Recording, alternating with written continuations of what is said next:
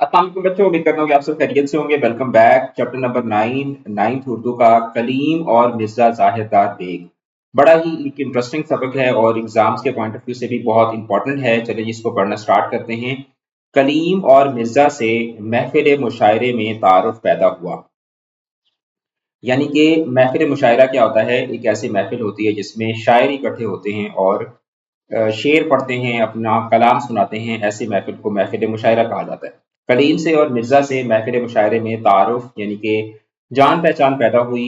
शुदा शुदा शुदा शुदा का मतलब क्या होता है कि देखा देखी या कभी कभी मिर्जा साहब कलीम के मकान पर तशरीफ लाने लगे। यानी कभी कभी फिर मिर्जा साहब जो थे वो कलीम के मकान पर तशरीफ लाने लगे। यहाँ तक कि अब चंद रोजों से तो दोनों में ऐसी गाड़ी छिनने लगी कि उनके दरमियान एक ऐसी अंडरस्टैंडिंग डेवलप हुई, ऐसा बॉन्ड उनके दरमियान डेवलप हुआ कि गोया एक जान दो कालिब थे।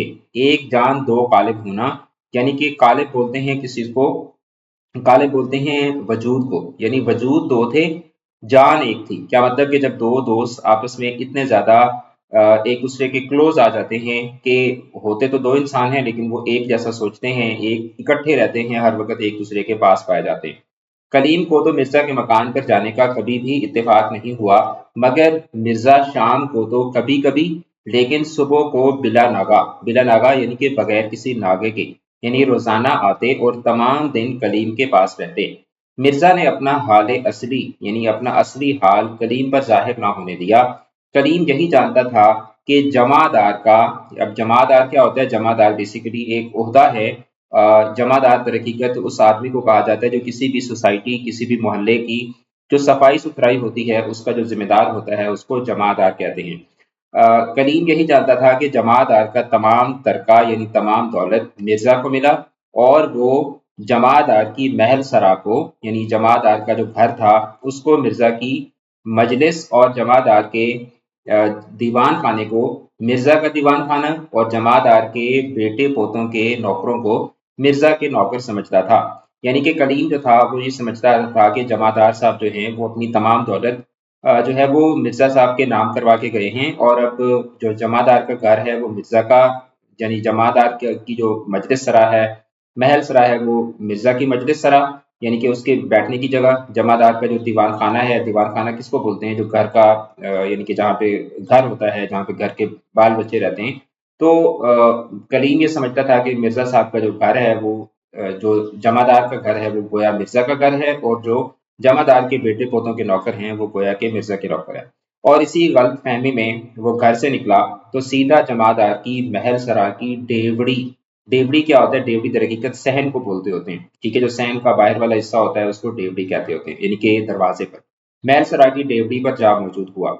बार बार के पुकारने और कुंडी खड़खड़ाने से दो लौंडियां यानी दो नौकरानियां चराग लिए हुए यानी कि हाथ में एक लैंप पकड़े हुए अंदर से निकली और उनमें से एक ने पूछा, कौन साहब हैं और इतनी रात गए, क्या काम है? कलीम कलीम ने कहा, जाओ मिर्जा को भेजो। लौंडी ने कहा, कौन मिर्जा? कलीम ने कहा कि मिर्जा जाहिरदार बेग जिनका मकान है। और कौन मिर्जा? तो लौंडी ने कहा कि यहाँ कोई जाहिरदार बेग नहीं है। इतना कहकर करीब था कि लौंडी फिर किवाड़ बंद कर ले यानी दरवाजा बंद कर ले कि कलीम ने कहा, क्यों जी, क्या ये जमादार साहब की महलसरा नहीं है? कि मतलब क्या ये जमादार साहब का घर नहीं है? लौंडी ने कहा, है, क्यों नहीं?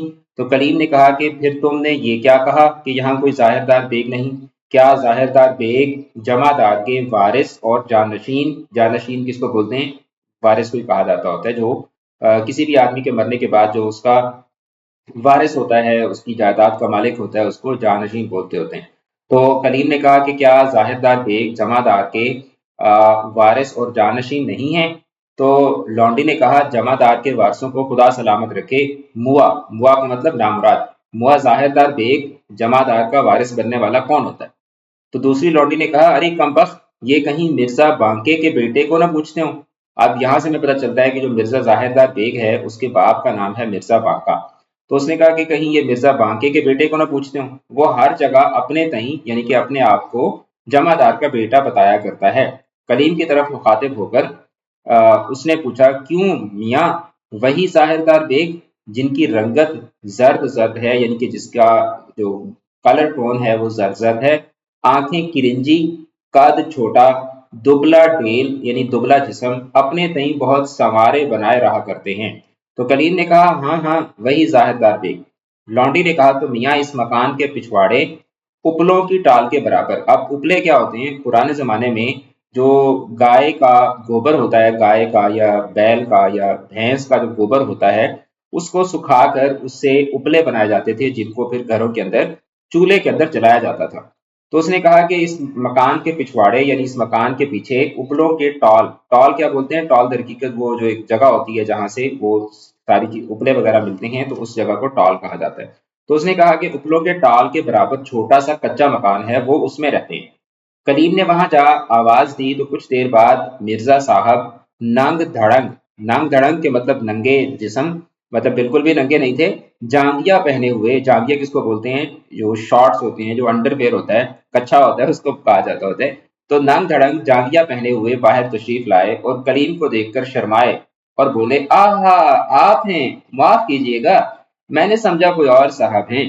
بندے کو کپڑے پہن کر سونے کی عادت نہیں، میں ذرا کپڑے پہن آؤں تو آپ کے ہم رکاب یعنی آپ کے ساتھ چلوں۔ کریم نے کہا چلیے گا کہاں، میں آپ ہی کے پاس آیا تھا۔ مرزا نے کہا پھر اگر کچھ دیر تشریف رکھنا منظور ہو تو میں اندر پردہ کرا دوں، کہ اگر آپ تھوڑی دیر کے لیے رہنا، تھوڑی دیر کے لیے بیٹھنے کے لیے آئے ہیں تو میں اندر ذرا پردہ کروا دیتا ہوں تاکہ آپ اندر آ کر بیٹھ جائیں۔ تو کلیم نے کہا میں آج شب کو آپ ہی کے ہاں رہنے کی نیت سے آیا ہوں۔ تو مرزا نے کہا بسم اللہ، تو چلیے اسی مسجد میں تشریف رکھیے، بڑی فضا کی جگہ ہے، یعنی بڑی خوبصورت جگہ ہے، میں ابھی آیا۔ کلیم نے جو مسجد میں آ کر دیکھا تو معلوم ہوا کہ یہ ایک انتہائی پرانی چھوٹی سی مسجد ہے، وہ بھی مسجد زرار کی طرح۔ اب مسجد زرار کا آپ کو پتا ہوگا، یہ در حقیقت منافقوں نے مکہ کے مدینہ کے اندر جو ہے وہ ایک الگ مسجد بنائی تھی، جس میں وہ بیٹھ کر سازشیں کرتے تھے، جو کہ پھر بعد میں اللہ تعالیٰ کے نبی نے اللہ کے حکم سے اس مسجد کو گروا دیا تھا۔ تو یہ ایک نہایت پرانی چھوٹی سی مسجد ہے، وہ بھی مسجد زرار کی طرح ویران، وحشت ناک یعنی خوفناک، نہ کوئی حافظ ہے، نہ ملا یعنی نہ مولوی، نہ طالب علم، نہ مسافر۔ ہزار ہاتھ چمگادڑ، چمگادڑ جو بیٹس ہوتی ہیں ان کو کہا جاتا ہے، ہزار ہاتھ چمگادڑ اس میں رہتی ہیں کہ ان کی تسبیح بے ہنگام، تسبیح بے ہنگام، بے ہنگام جس کا کوئی ربط نہ ہو یعنی ہنگامے والی، تسبیح بے ہنگام یعنی کہ ان کے شور سے کان کے پردے پھٹے جاتے۔ فرش پر اس قدر بیٹ پڑی ہے، اب بیٹ کیا ہوتا ہے؟ جو پرندوں کی جو پوٹی ہوتی ہے اس کو بیٹ کہا جاتا ہے۔ فرش پر اس قدر بیٹ پڑی ہے کہ بجائے خود کھرنجے کا فرش بن گیا ہے، یعنی کہ بیٹ اتنی زیادہ گری ہوئی ہے کہ اس بیٹ کا فرش بن چکا ہے۔ مرزا کے انتظار میں کلیم کو چاروں نچار یعنی کہ مجبور ہو کر اسی مسجد میں ٹھہرنا پڑا۔ مرزا آئے بھی تو اتنی دیر کے بعد کہ کلیم مایوس ہو چکا تھا۔ قبل اس کے کہ کلیم شکایت کرے، مرزا صاحب بطور دفع دخل کا مطلب ہوتا ہے بطور دفع دخل مقدر، مقدر کا مطلب ہوتا ہے آنے والا۔ اب یہ جو بطور دفع دخل مقدر ہے، اس کا مطلب یہ ہے کہ جب آپ کسی آدمی کو یعنی کہ کسی آدمی کو آپ سے کوئی گلہ ہو، شکوہ ہو، تو اس سے پہلے کہ وہ آدمی آپ سے اپنا گلہ شکوہ سنائے، آپ جب اس کا علاج یا اس کی جو ایکسکیوز ہوتا ہے، اس کا جو بہانہ ہوتا ہے، وہ آپ خود سے بتا دیتے ہیں، تو یہ ہوتا ہے بطور دفع دخل مقدر۔ یعنی مثال کے طور پر آپ کلاس میں لیٹ آتے ہیں، اب آپ کو پتا ہے کہ ٹیچر آپ سے پوچھے گا کہ آپ کیوں لیٹ آئے، تو آپ کلاس میں انٹر ہوتے ہی کہہ دیتے ہیں کہ سر وہ ہماری موٹر سائیکل پنچر ہو گئی تھی تو اس وجہ سے میں دیر سے آیا ہوں۔ تو یہ ہوتا ہے بطور دفع دخل مقدر۔ تو مرزا صاحب بطور دفع دخل مقدر فرمانے لگے کہ بندے کے گھر میں کئی دن سے طبیعت علیل ہے، طبیعت خراب ہے، خفقان کا عارضہ۔ خفقان کیا ہوتا ہے؟ یہ در حقیقت یقان کی طرح کی ایک بیماری ہوتی ہے جس میں جسم انسان کا پیلا پیلا پڑ جاتا ہے۔ اختلاج قلب، اختلاج قلب کیا ہے کہ مطلب دل کے جو دل کی بیماریاں ہوتی ہیں، اختلاج قلب کا روگ ہے یعنی دل کی بیماری ہے۔ اب جو میں آپ کے پاس سے گیا تو ان کو غشی میں یعنی بے ہوشی کی حالت میں پایا، یعنی وہ کہنے لگا کہ میرے گھر میں ایک مریض ہے جس کو خفقان ہے یعنی دل کی بیماری ہے، اختلاج قلب ہے، روگ یعنی بیماری کو کہا جاتا ہے۔ اور کہہ رہے جب میں آپ کے پاس سے گیا تو میں نے یعنی گھر میں کوئی مریض ہوگا تو اس کو میں نے غشی کی حالت میں پایا، اس وجہ سے دیر ہوئی۔ پہلے تو یہ فرمائیے گا کہ اس وقت بندہ نوازی فرمانے کی کیا وجہ ہے؟ بندہ نوازی کیا مطلب؟ وہ کہہ رہے کہ اس وقت میرے پاس آپ کی تشریف لانے کی کیا وجہ ہے؟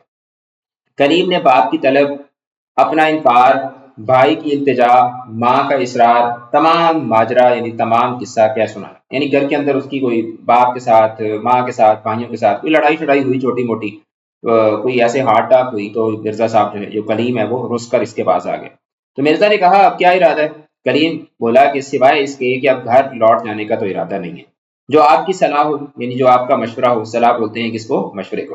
مرزا کہنے لگا خیر، نیت نیت شب حرام کہ نیت شب حرام کیا مطلب کہ رات کا کیا ہوا فیصلہ جو ہے وہ درست نہیں ہوتا، صبح تو ہو۔ اس نے کہا کہ یار ابھی رات کو کیا فیصلہ کرنا، صبح دیکھیں گے۔ آپ بے تکلف یعنی بے تکلف کے بغیر کسی شرم کے استراحت فرمائیے، یعنی کہ آرام فرمائیے، میں جا کر بچھونا وغیرہ بھیجے دیتا ہوں، کہ میں آپ کے لیے بستر وغیرہ بھجوا دیتا ہوں، اور مجھ کو مریضہ کی تیمار داری یعنی مریضہ کی دیکھ بھال کے لیے اجازت دیجیے کہ آج اس کی علالت میں یعنی اس کی بیماری میں اشتداد ہے، یعنی کہ اس کی بیماری میں آج تھوڑا زیادتی ہے، آج طبیعت زیادہ خراب ہے۔ کلیم کہنے لگا کہ یہ ماجرا کیا ہے؟ تم تو کہا کرتے تھے کہ ہمارے ہاں دوہری محل سرائیں یعنی کہ دو دو گھر، متعدد دیوان خانے یعنی کہ کئی، متعدد کا مطلب ہوتا ہے کئی، کہ کئی گھر، کئی پائیں باغ ہیں، کہ کئی کئی بڑے بڑے باغ ہیں، حوض اور حمام اور کٹڑے اور گنج اور دکانیں اور سرائیں۔ ابھی کیا ہے کہ گھروں کے اندر اس طرح پرانے زمانے میں حوض بناتے تھے، سوئمنگ پول بناتے تھے، حمام یعنی کہ غسل خانے ہوتے تھے، کٹڑے یعنی کہ جو آرام سکون کی جگہ ہوتی ہے، گنج اسی طریقے سے ایک مطلب ایک جو اسٹور ہاؤس ہوتا ہے، دکانیں، سرائیں۔ اس نے کہا کہ آپ تو کہتے ہیں کہ ہمارے پاس بڑی لمبی چوڑی جاگیر ہے، میں جانتا ہوں کہ عمارت کی قسم سے کوئی چیز ایسی نہ ہوگی جس کو تم نے اپنی ملک یعنی کہ اپنی ملکیت نہ بتایا ہو۔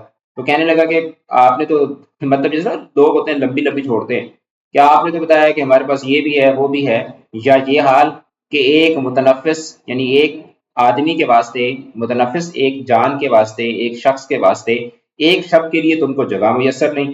جو حالات تم نے اپنی زبان سے بیان کیے ان سے یہ ثابت ہوتا کہ جمادار کے تمام ترکہ پر تم قابض اور متصرف ہو، یعنی کہہ رہے ہیں کہ تم جو بتاتے تھے اس سے تو یہ پتا چلتا تھا کہ جمادار کا جو تمام ترکہ ہے اس پر تمہارا ہی قبضہ ہے، تم ہی استعمال کرتے ہو، لیکن میں اس تمام جاہو حشمت کا ایک کرشمہ بھی نہیں دیکھتا کہ مجھے تو وہ جو تم نے تمام جاہو حشمت ہے، یہاں پر جاہو حشمت ہے، یہاں پہ ٹائپنگ کی مسٹیک ہے، کہ جو تم نے مجھے سارا وہ بتایا تھا کہ بڑی ٹھاٹ باٹ ہے، اس کا تو مجھے ایک جلوہ بھی نظر نہیں آتا۔ مرزا نے کہا کہ آپ کو میری نسبت سخن سازی کا احتمال ہونا سخت تعجب کی بات ہے۔ تو مرزا کہنے لگا کہ یار آپ کو سخن سازی کی مطلب باتیں بنانے، اس نے کہنے لگا کہ اگر آپ کو میرے بارے میں یہ احتمال ہوا، یہ آپ کو انڈرسٹینڈنگ ہوئی کہ میں صرف باتیں بتاتا ہوں، تو یہ تو خاص تعجب کی بات ہے۔ اتنی مدت مجھ سے آپ کی صحبت رہی، کہ اتنی مدت سے ہماری دوستی ہے، مگر افسوس ہے کہ آپ نے میری طبیعت اور میری عادت کو نہ پہچانا۔ یہ اختلاف حالت جو آپ دیکھتے ہیں کہ مطلب اس نے کہا کہ جو میں نے بتایا تھا اس کے اپوزٹ جو میری آپ حالت دیکھ رہے ہیں اس کی ایک وجہ ہے۔ اس نے کہا کہ بندے کو جمادار صاحب مرحوم مغفور نے متبنا کیا تھا۔ متبنا کیا ہوتا ہے؟ منہ بولا بیٹا جو ہوتا ہے نا، اس کو متبنا کہا جاتا ہوتا ہے۔ کہہ رہے کہ جمادار صاحب نے مجھے اپنا بیٹا کہا تھا اور مجھے اپنا جانشین کر مرے تھے، یعنی مجھے اپنا جانشین بنا کر مرے تھے۔ شہر کے کل رؤسا جو ہے یہ رئیس کی جمع ہے، یعنی شہر کے تمام امیر آدمی اس سے واقف اور آگاہ ہیں۔ ان کے انتقال کے بعد لوگوں نے اس میں رخنا اندازیاں کی، یعنی کہ لوگوں نے اس میں کیا کیا؟ رکاوٹیں ڈالی۔ بندے کو تو آپ جانتے ہیں کہ بکھیڑے سے کوسوں بھاگتا ہے، یعنی بکھیڑا مطلب لڑائی فساد سے، کوسوں بھاگنا، دور بھاگنا۔ اس نے کہا کہ آپ کو تو پتہ ہے کہ میں لڑائی فساد سے دور بھاگتا ہوں۔ صحبت ناملائم دیکھ کر کہ میں اپنی یعنی کہ جو صحبت ناملائم دیکھ کر، یعنی جو حالات تھے وہ خراب ہوتے دیکھ کر کنارہ کش ہو گیا، یعنی کہ الگ ہو گیا، لیکن کسی کو انتظام کا سلیقہ، بندوبست کا حوصلہ نہیں۔ کہہ رہے کہ لیکن وہ جو دولت ہے، میں تو سائڈ پر ہو گیا لیکن اب وہ جو دولت ہے اس کو صحیح طریقے سے ان کے بچوں کو مینج کرنا نہیں آ رہا۔ اسی روز سے اندر باہر واویلا مچی ہوئی ہے، یعنی اندر باہر جو ہے وہ شور شرابہ مچا ہوا ہے، اور اس بات کے مشورے ہو رہے ہیں کہ بندے کو منا لے جائیں۔ یعنی کہہ رہے ہیں کہ میں تو سائڈ پر ہو گیا اور اب وہ سارے جو ہے نا وہ میری منتیں کر رہے ہیں کہ جی آپ واپس آئیں۔ کریم کہنے لگا لیکن آپ نے اس کا تذکرہ کبھی نہیں کیا، کہ آپ نے کبھی اس کا ذکر نہیں کیا۔ مرزا کہنے لگا اگر میں آپ سے یا کسی سے تذکرہ کرتا تو استقلال مزاج، یعنی کہ اپنا جو مزاج کا یعنی مستقل مزاجی ہے، کہ اگر میں کسی سے تذکرہ کرتا تو مشکل مزاجی سے بے بہرا، بے بہرا مطلب کہ انجان، اور غیرت و حمیت سے، حمیت بھی غیرت کو بولتے ہیں، غیرت و حمیت سے بے نصیب ٹھہرتا، کہہ رہا ہے کہ یار اگر میں لوگوں کے سامنے شکوہ کروں تو پھر میری غیرت کدھر جائے گی۔ اب آپ کو کھڑے ہونے میں تکلیف ہوتی ہے، اجازت دیجیے کہ میں جا کر بچھونا بھجوا دوں اور مریضہ کی تیوار داری کروں۔ کریم نے کہا خیر مقام مجبوری ہے، کہ اچھا اب تو پھنس گیا ہوں، مجبوری ہے، لیکن پہلے ایک چراغ تو بھیج دیجیے، تاریکی کی وجہ سے طبیعت اور گھبراتی ہے۔ مرزا کہنے لگا چراغ کیا، میں نے تو لیمپ روشن کرانے کا ارادہ کیا تھا، لیکن گرمی کے دن ہیں، پروانے بہت جمع ہو جائیں گے۔ تو پروانے کیا ہوتے ہیں؟ یہ جو گرمیوں میں لائٹ کے اوپر وہ جو موت آ جاتا ہے، موت ایک چھوٹا سا، یعنی کہ ایک چھوٹا سا انسیکٹ ہوتا ہے جو کہ روشنی کے اوپر اکٹھا ہوتا ہے۔ تو کہنے لگا میں تو لیمپ روشن کروا دیتا، لیکن گرمی کے دن ہیں، پروانے بہت جمع ہو جائیں گے اور آپ زیادہ پریشان ہو جائیے گا، کیا آپ زیادہ پریشان ہو جائیں گے، اور اس مکان میں ابابیلوں کی کثرت ہے، روشنی دیکھ کر گرنی شروع ہوں گی اور آپ کا بیٹھنا دشوار کر دیں گی۔ تھوڑی دیر صبر کیجئے کہ مہتاب نکلا آتا ہے۔ اس نے کہا بس تھوڑی دیر صبر کریں، چاند نکل آئے گا۔ کریم جب گھر نکلا تو کھانا تیار تھا، لیکن وہ اس قدر طیش میں تھا، اس قدر غصے میں تھا کہ اس نے کھانے کی مطلق پرواہ نہ کی، یعنی کھانے کی اس نے بالکل پرواہ نہ کی اور بے کھائے نکل کھڑا ہوا۔ مرزا سے ملنے کے بعد جب وہ منتظر تھا کہ آخر مرزا خود پوچھیں گے تو کہہ دوں گا، اس نے کہا یار ابھی دوست کے پاس آئے تو دوست خود ہی پوچھ لے گا کہ بھائی کیا کھاؤ گے۔ مرزا کو ہر چند کھانے کی نسبت پوچھنا ضرور تھا، کیونکہ اول تو کچھ ایسی رات زیادہ نہیں گئی تھی، مطلب وہ کہہ رہے ہیں کہ مرزا کو ویسے بھی کھانے کا پوچھنا ضرور چاہیے تھا، کیونکہ وہ بہت زیادہ لیٹ نہیں ہوتی، کیونکہ اگر کوئی آپ کا دوست رات کے 1 بجے آتا ہے تو پھر آپ سوچتے ہیں کہ اچھا یار پروبیبلی اس نے کھانا کھا لیا ہوگا، لیکن ابھی تو وہ رات اتنی زیادہ ہوئی نہیں تھی، کھانے کا ہی ٹائم تھا، تو اس لیے اس نے کہا یار یہ خود ہی پوچھ لے گا۔ دوسرا یہ کہ اس کو معلوم ہو چکا تھا کہ کریم گھر سے لڑکا نکلا ہے، تو دوسری وجہ یہ تھی کہ اس کو جب پتا چل گیا کہ اچھا یہ گھر سے لڑکے نکلا ہے، تو جب کوئی دوست آپ کے پاس گھر سے لڑ کر آئے تو آپ کو پتا ہوگا نا کہ اچھا یار یہ گھر سے لڑکے آ رہا ہے تو اس نے پروبیبلی کھانا بھی نہیں کھایا ہوگا۔ تیسری وجہ یہ تھی کہ دونوں میں بے تکلفی، یعنی بے تکلفی کیا ہوتی ہے کہ جس میں کوئی شرم لحاظ نہ ہو، بے تکلفی غایت درجے کی تھی، یعنی کہ انتہائی درجے کی ان کے درمیان کیا تھی، دوستی تھی۔ لیکن مرزا قصدن، لیکن مرزا جو تھا وہ جان بوجھ کر اس بات سے معترض نہ ہوا، کیا مطلب متعرض نہ ہوا، کیا مطلب کہ اس مرزا نے جان بوجھ کر اس سے کھانے کے متعلق نہ پوچھا۔ اور کریم بیچارے کا بھوک کے مارے یہ حال کہ مسجد میں آنے سے پہلے اس کی انتڑیوں نے قل هو اللہ پڑھنی شروع کر دی تھی، تو انتڑیوں نے قل هو اللہ پڑھنی شروع کر دی تھی، کیا مطلب کہ اس کو بہت زیادہ، جیسے ہم کہتے ہیں نا میری انتڑیاں قل هو اللہ پڑھ رہی ہیں، یعنی کہ مجھے بہت زیادہ بھوک لگی ہوئی ہے۔ جب اس نے دیکھا کہ مرزا کسی طرح اس پہلو پر نہیں آتا، جب اس نے دیکھا کہ مرزا جو ہے وہ اس ٹاپک پر کوئی بات ہی نہیں کر رہا اور ان قریب تمام شب کے لیے رخصت ہوا چاہتا ہے، اور اس نے کہا یار یہ تو ابھی مریض کا بہانہ بنا کے یہ پوری رات کے لیے نکل جائے گا، تو بیچارے نے بغیرت بن کر خود کو کہا کہ سنو یار میں نے کھانا بھی نہیں کھایا۔ تو مرزا نے کہا مرد خدا، اللہ کے بندے تو آتے ہی کیوں نہیں کہا، اب اتنی رات کے کیا ہو سکتا ہے، دکانیں سب بند ہو گئیں اور جو دو ایک کھلی بھی ہیں تو باسی چیزیں رہ گئی ہوں گی، یعنی کہ جو باسی چیزیں کہ جو بالکل وہ سٹیل چیزیں ہوتی ہیں، بالکل وہ پرانی چیزیں ہو جاتی ہیں، جن کے کھانے سے فاقہ بہتر ہے۔ تو اس نے کہا یار پرانی چیزیں ہوں گی، اس کے کھانے سے تو انسان فاقہ کر لے، یعنی کہ بھوکا رہ لے، بہتر ہے۔ گھر میں آج آگ تک نہیں سلگی، کہ مطلب کہہ رہا تھا کہ آج ہم نے تو گھر میں کھانا پکایا نہیں، مگر ظاہراً تم سے بھوک کی سہار ہونی مشکل معلوم ہوتی ہے، کہ مطلب بھوک برداشت کرنا، سہار ہونا، یعنی اس نے کہا کہ آج گھر میں تو خیر کھانا بھی نہیں پکا، لیکن تم سے بھوک جو ہے وہ برداشت ہوتی بھی مشکل محسوس ہوتی ہے۔ اچھا، دیو اشتہا، دیو اشتہا، اب یہ دیو ہے، دیو بولتے ہیں در حقیقت جن کو نا، جو دیو ہوتے ہیں، جو بڑے بڑے جو جو جن ٹائپ چیزیں ہوتی ہیں۔ اشتہا کس کو بولتے ہیں؟ بھوک کو۔ اس نے کہا دیو اشتہا کو زیر کرنا، یعنی بھوک کے جن کو قابو کرنا بڑی ہمت والوں کا کام ہے۔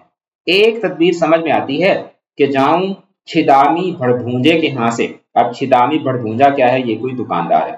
اس نے کہا جاتا ہوں چھدامی بھڑبھونجے کے ہاں سے گرم خستہ چنے کی دال بنوا لاؤں، بس ایک دھیلے کی مجھ کو تم کو دونوں کو کافی ہوگی۔ اب دھیلا کیا ہوتا ہے؟ دھیلا ایک بالکل معمولی سا یعنی 1 روپے کے بھی، 1 روپے کے اندر بھی ڈھیر سارے دھیلے ہوتے ہیں، تو اس نے کہا ایک دھیلے کی بھی تم کو مجھ کو دونوں کو کافی ہوگی۔ رات کا وقت ہے، ابھی کریم کچھ کہنے بھی نہیں پایا تھا کہ مرزا جلدی سے اٹھ باہر گئے اور چشم زدن کے یعنی آنکھ جھپکنے میں، یعنی تھوڑی ہی دیر میں چنے بھنوا لائے، مگر دھیلے کے کہہ کر گئے تھے، یا تو کم کے لائے یا راہ میں 2 4 پنکے لگائے، مطلب وہ جو لے کر آیا وہ ایک دھیلے سے بھی کم کے تھے۔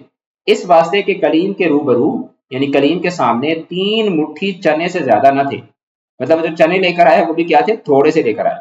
کہنے لگا مرزا یار تم بہت خوش قسمت ہو کہ اس وقت بھاڑ مل گیا۔ اب اکثر آپ نے ایک لفظ سنا ہوگا کہ یار بھاڑ میں جاؤ۔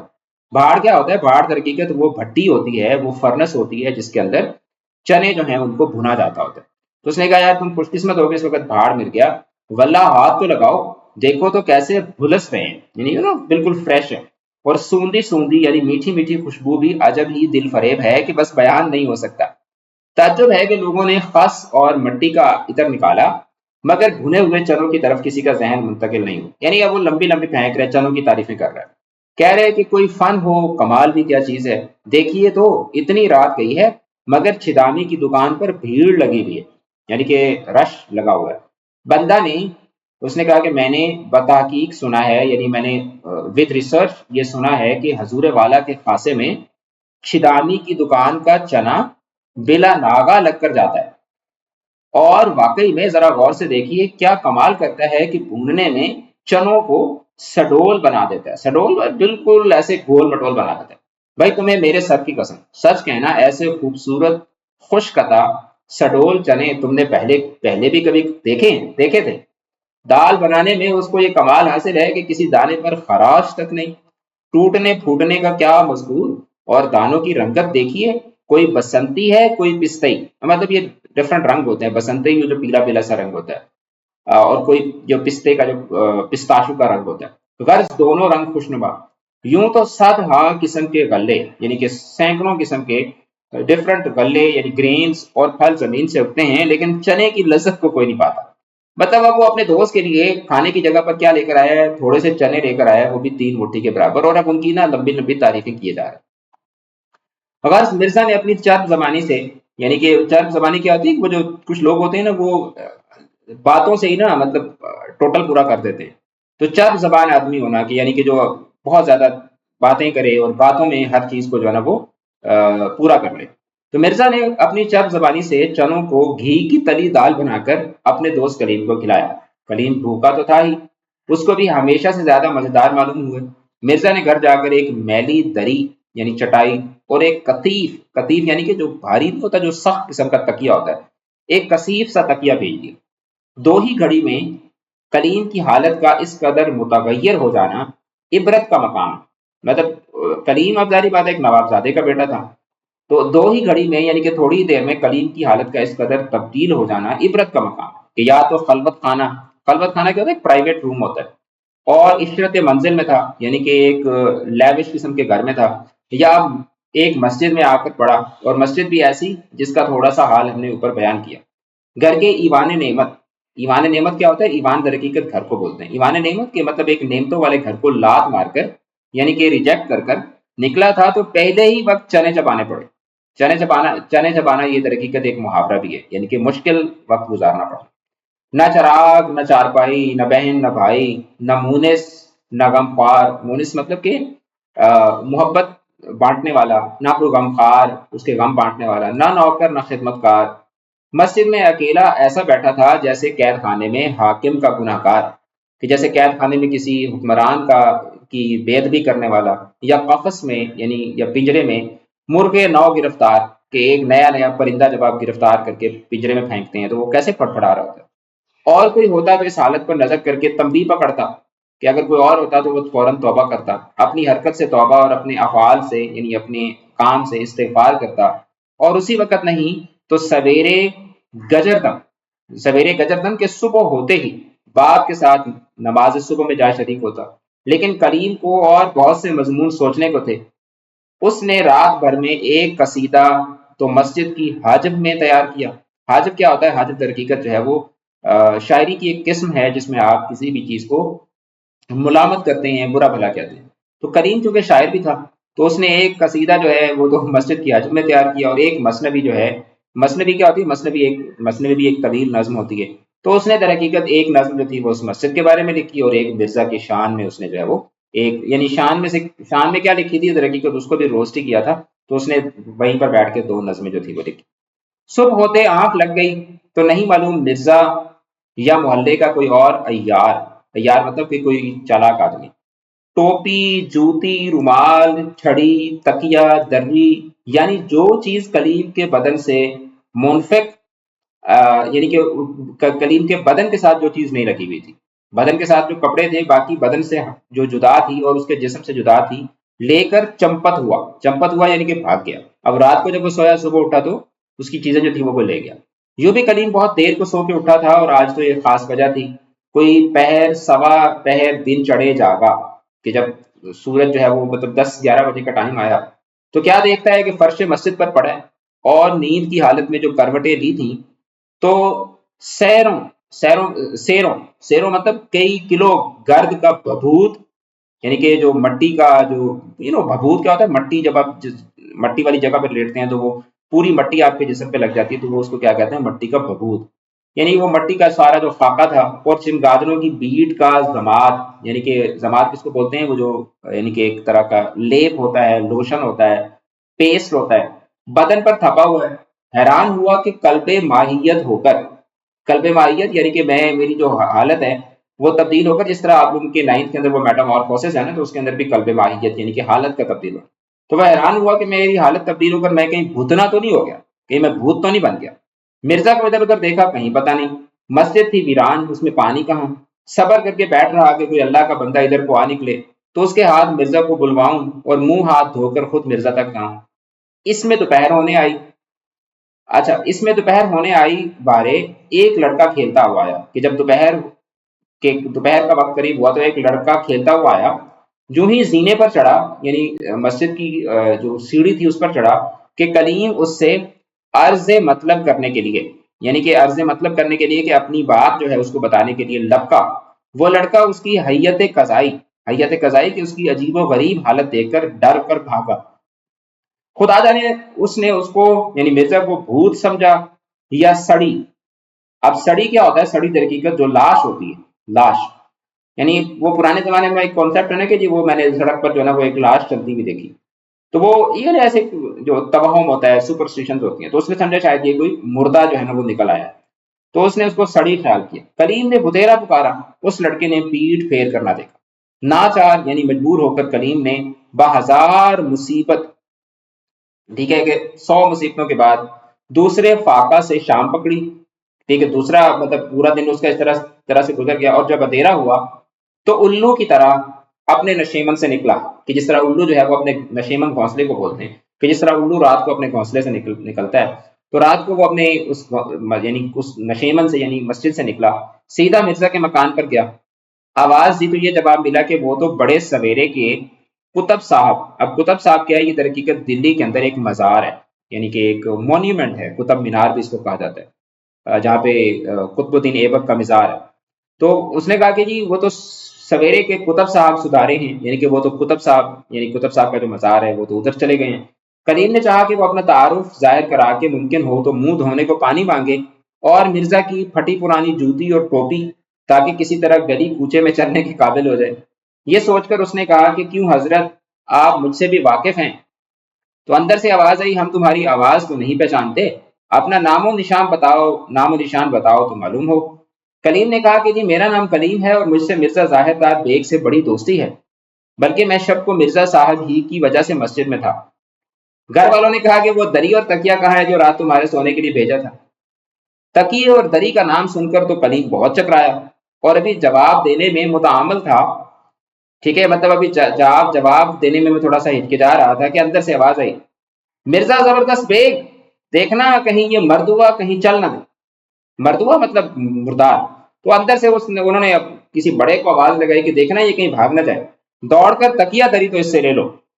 کلیم یہ بات سن کر بھاگا، ابھی گلی کے نکڑ تک نہیں پہنچا تھا کہ زبردست نے، یعنی زبردست کون ہے؟ وہ مرزا صاحب کا کوئی رشتے دار ہوگا، اس نے چور چور کر کہہ کے جا لیا، یعنی کہ پکڑ لیا۔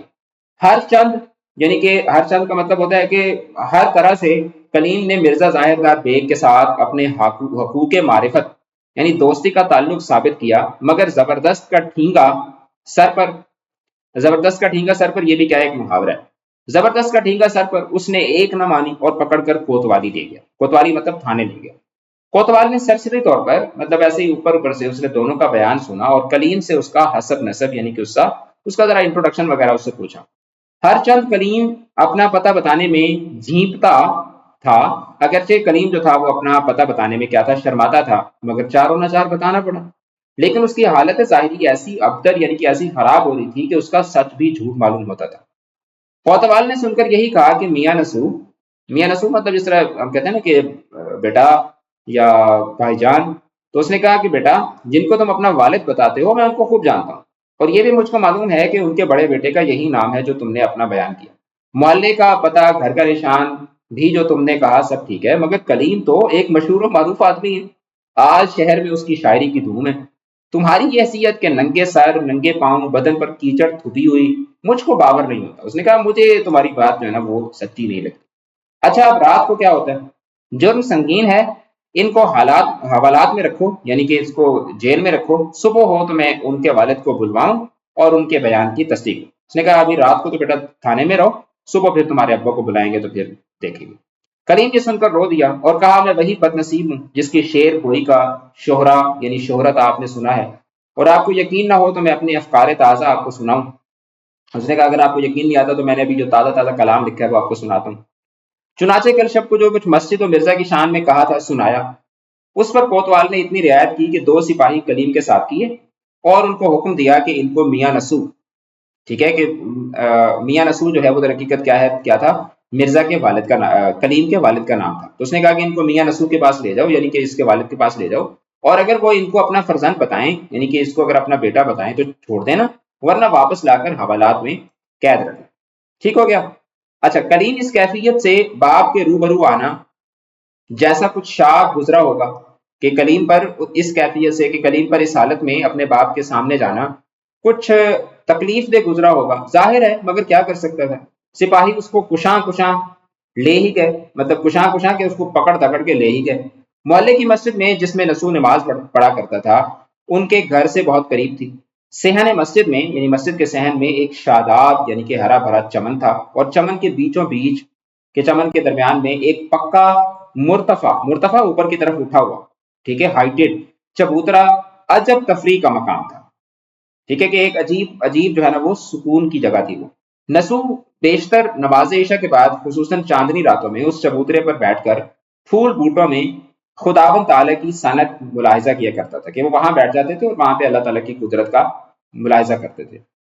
اس کو بیٹھا دیکھ کر دوسرے نمازی بھی جمع ہو جاتے اور نسو کو واز و پند کے طور پر یعنی کہ نصیحت کے طور پر ان کے ساتھ گفتگو کرنے کا موقع ملتا تھا۔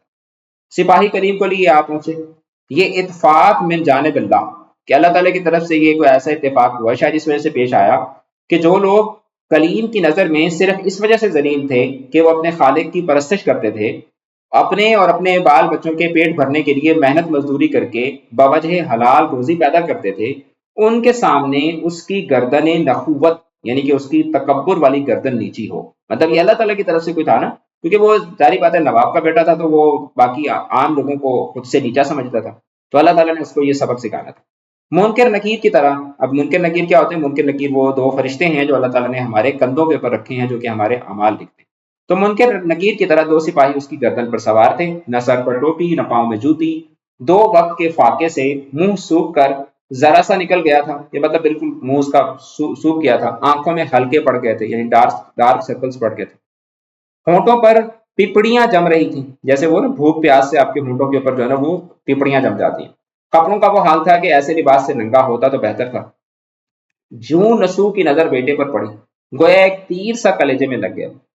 اگر پہلا سا نسو ہوتا تو نہیں معلوم عورتوں کی طرح دھاڑے مار کر روتا، یا سر پیٹنے لگتا، یا دوڑ کر بیٹے کو لپٹ جاتا، یا سپاہیوں سے بے پوچھے گچھے دست و گریباں ہو پڑتا، یا خدا جانے اضطراب جاہلانہ میں کیا کرتا، کہ مطلب وہ نا پہلے والا اگر یعنی کہ جب آپ اپنی جوانی میں ہوتے ہیں تو کہہ رہے ہیں کہ اگر وہ اب تو چونکہ اس کا ابا جو ہے نا وہ بھی ایک طرح سے نا مطلب وہ واضح و نصیحت کرتا ہے لوگوں کو، وہ دین کی تبلیغ دیتا ہے، تو اگر وہ پہلے والا آدمی ہوتا تو شاید وہ عورتوں کی طرح دھاڑے مار کر ہوتا، سر پیٹنے لگ جاتا، دوڑ کر بیٹے کو لپٹ جاتا، یا سپاہیوں سے بے پوچھے گچھے یعنی کہ سپاہیوں سے پوچھے بتائے بغیر ان سے دستے گرباں ہو پڑتا یعنی ان سے لڑ پڑتا، یا خدا جانے اضطراب جاہلانہ میں یعنی کہ اپنے وہ مطلب جب آپ اضطراب جاہلانہ کہ جب آپ کسی بھی سچویشن کے اندر اپنی ریسٹلیسنس کی وجہ سے جاہل والی حرکتیں کرتے ہیں، تو خدا جانے اضطراب جاہلانہ میں کیا کرتا، مگر اب اس کی جملہ حرکات و سکنات، کیا اس کا تمام اٹھنا بیٹھنا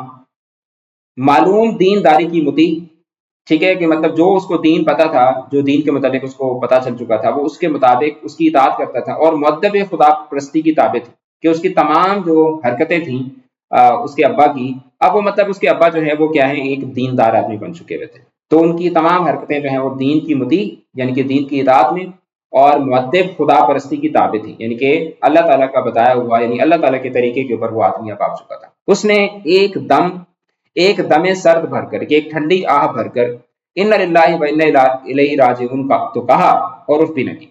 سپاہیوں نے اس سے کلیم کی نسبت پوچھا تو اس نے آنکھیں نیچی کر کے کہا کہ جب حضرت نوح اپنے بیٹے کو ڈوبتے دم تک بیٹا بیٹے پکارتے گئے تو میں اس کے فرزند ہونے سے انکار کیسے کر سکتا ہوں۔ اب یہاں پر ایک واقعے کی طرف اشارہ ہے کہ حضرت نوح کا ایک بیٹا تھا کنعان، تو اس نے حضرت نوح کی دین کو تسلیم نہیں کیا تھا، اور جب طوفان نوح آیا تو حضرت نوح اس کو آخری وقت تک پکارتے گئے کہ بیٹا دین پر آ جاؤ، دین پر آ جاؤ، دین پر آ جاؤ، لیکن وہ نہیں آیا۔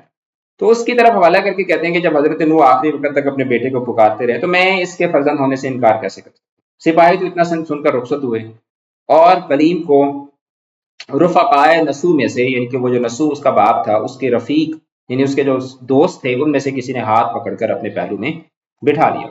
تو اب در حقیقت یہ مولوی نذیر احمد کا لکھا ہوا ایک ناول ہے توبۃ النصوح، اس کے اندر سے ایک چھوٹا سا پارٹ جو ہے وہ آپ کے سلیبس کے اندر انکلوڈ کیا گیا۔ اب یہاں پر آپ کو جو چیز سمجھائی جا رہی ہے وہ یہ ہے کہ کبھی بھی اپنے والدین کو فار گرانٹیڈ نہ لیں، اپنے والدین سے ناراض ہو کر کبھی بھی کسی ایسے دوست کے اوپر یا کسی بھی دوسرے آدمی کے اوپر آپ ڈیپینڈ نہ کریں کہ اچھا ہاں میں بس گھر سے رس کے جا رہا ہوں تو میرا فلاں دوست ہے تو وہ مجھے سنبھال دے۔ آپ کے والدین جو ہیں وہ آپ کا پہلا اور آخری سہارا ہوتے ہیں، اور ہمیشہ اپنے والدین کے ساتھ اچھے تعلقات رکھیں۔ تو لفظ ڈرامہ کی زبان کے لفظ ڈراؤ سے مشتق ہے، تو یہ جناب یونانی سے مشتق ہے۔ جملہ اسمیہ کے مسند اور مسند الیہ کیا ہوتے ہیں؟ جملہ اسمیہ کے مسند اور مسند الیہ دونوں اسم ہوتے ہیں، ٹھیک ہے۔ پھر اس کے بعد یہ والے جو آگے ایم سی کیو آ جاتے ہیں، ٹھیک ہے، یہ دونوں ریلیونٹ ہیں۔ شکاری نے بندوق چلائی، تو اس میں مفعول کیا ہوگا؟ بندوق جو ہے اس میں کیا ہوگی؟ مفعول ہو جائے گی، ٹھیک ہے۔ اچھا، اور اس کے بعد ہم آگے چلتے ہیں، ہمارے پاس گرامر میں کیا آتا ہے؟ زمانی الفاظ۔ تو زمانی الفاظ کیا ہوتے ہیں؟ جن کو انگریزی کے اندر جو ہے وہ کیا کہا جاتا ہوتا ہے؟ ہاں، زمانی الفاظ جو ہیں وہ ان کو ہومونیمز کہا جاتا ہے، ٹھیک ہے، ہومونیمز۔ اب ہومونیمز کیا ہوتے ہیں؟ جن کا املا تو ایک جیسا ہو لیکن ان کے معنی جو ہیں وہ ایک سے زیادہ ہوں۔ ہوموگرافس ان کو، سوری ہومونیمز نہیں کہا جاتا ان کو، ہوموفونز کہا جاتا ہے، ہوموفونز، ہوموفونز، کہ املا تو ایک جیسا ہو، ٹھیک ہے، لیکن ان کے معنی جو ہیں وہ کیا ہوں؟ ایک سے زیادہ ہو، کہ بعض اوقات ان میں سے ایک معنی مؤنث جبکہ دوسرا مذکر کے طور پر استعمال ہوتا ہو، جیسے قلم ہے۔ تو اب قلم جو ہے یہ لکھنے والا آلہ بھی ہوتا ہے، اور پودے کی بھی ایک قلم ہوتی ہے۔ کان ہے، تو کان جو ہے وہ یعنی کہ کسی کوئلے کی یا سونے کی کان بھی ہو سکتی ہے، مائنز جن کو کہا جاتا ہوتا ہے، ٹھیک ہے، مائنز، اور جسم کا ایک حصہ بھی ہوتا ہے، ٹھیک ہے۔ تو اس طریقے سے مطلب ڈفرنٹ چیزیں ہوتی ہیں، چشمہ ہے، اور بھی بہت سارے ورڈز ہیں جو کہ زمانی الفاظ کے طور پر آتے ہیں، ٹھیک ہے۔ ہار کا لفظ ہے، عرض کا لفظ ہے، ہار دیکھیں شکست کو بھی کہتے ہیں، اور ہار گلے کا بھی ہوتا ہے۔ عرض جو ہے وہ چوڑائی کو بھی کہا جاتا ہے، اور عرض جو ہے وہ درخواست کو بھی بولتے ہیں۔ مغرب ہے، تو مغرب جو ہے وہ ایک سمت کو بھی کہتے ہیں، اور مغرب جو ہے وہ یورپ کے جو ممالک ہیں ان کو بھی مغرب کہا جاتا ہے۔ ناول کیا ہوتا ہے؟ ناول سے مراد سادہ زبان میں ایک طویل کہانی، اب یہاں سے اس کی ڈیفینیشن سٹارٹ ہوتی ہے، ایک طویل کہانی جس میں انسانی زندگی کے معمولی واقعات اور روزانہ پیش آنے والے معاملات کو اس انداز میں بیان کیا جائے کہ پڑھنے والے کو اس میں دلچسپی پیدا ہو، اور یہ دلچسپی جو ہے یہ پلاٹ، منظر نگاری، کردار نگاری اور مکالمہ نگاری سے پیدا کی جاتی ہے۔ جس میں پلاٹ ہوتا ہے یعنی اس کے اندر ایک سٹوری لائن ہوتی ہے، اس کے اندر ڈفرنٹ سینز ڈیولپ کی جاتے ہیں، اس میں کچھ کیریکٹرز ہوتے ہیں، اس میں کچھ ڈائلاگز ہوتے ہیں، جس سے کیا ہوتا ہے؟ خوبصورتی پیدا ہوتی ہے۔ ناول کی ایک دوسری تعریف ہے کہ ایسے نثری قصے کو کہتے ہیں جس میں کسی خاص نقطۂ نظر کے تحت یعنی کسی خاص پوائنٹ آف ویو کے تحت زندگی کی حقیقی اور واقعاتی عکاسی کی گئی۔ ناول کا مرکزی کردار اس کا ہیرو ہوتا ہے، واقعات میں ایک تسلسل پایا جاتا ہے، حقیقت نگاری اور صداقت بیانی، کیا مطلب کہ آپ اس میں کہانی بتاتے ہیں، جو کہانی ضروری نہیں ہے کہ سچی ہو، لیکن آپ اس کو حقیقت نگاری یعنی کہ بتاتے ایسے ہیں کہ جیسے کوئی گویا کوئی ایک سچی کہانی، یعنی انسانی زندگی کے حالات و واقعات اور معاملات کو انتہائی گہرے اور مکمل مشاہدے کے بعد کہانی کی شکل میں پیش کیا جاتا ہے۔ تو اس کے اجزاء چار ہوتے ہیں، کہانی، پلاٹ، کردار اور مکالمے، چار اس کے کیا ہوتے ہیں؟ اجزاء ہوتے ہیں، ٹھیک ہے۔ تو ہمارا چیپٹر نمبر 5 جو ہے وہ بھی مکمل ہو گیا۔ نیکسٹ کلاس میں ہم لوگ چیپٹر نمبر 6 پڑھیں گے if you want to acquire these مکمل نوٹس، اور اسی طریقے سے جو گرامر کے نوٹس ہیں، ایم سی کیوز ہیں، یہ جو سارے آپ کو فائلز نظر آ رہی ہیں، تو اس کے لیے آپ کو ہماری جو کلاسز ہیں وہ جوائن کرنی پڑے گی، جس میں آپ کو یہ سارا مٹیریل بھی پرووائڈ کیا جاتا ہے، آپ کے ٹیسٹ بھی دیے جاتے ہیں۔ اس کے لیے آپ اکیڈمی کے نمبر پہ رابطہ کر کے ہماری کلاسز کو جوائن کر سکتے ہیں۔ چینل کے ساتھ جڑے رہیں، اس ویڈیو کو شیئر کیجیے گا اپنے ڈفرینٹ سوشل سرکلس کے اندر، جو پیرنٹس ہیں خاص طور پر آپ اپنے سوشل سرکل میں ضرور شیئر کیجیے گا اس کے متعلق۔ چینل کے ساتھ جڑے رہیں، اپنا رکھیے گا بہت زیادہ خیال۔ آل دی بیسٹ، خدا حافظ۔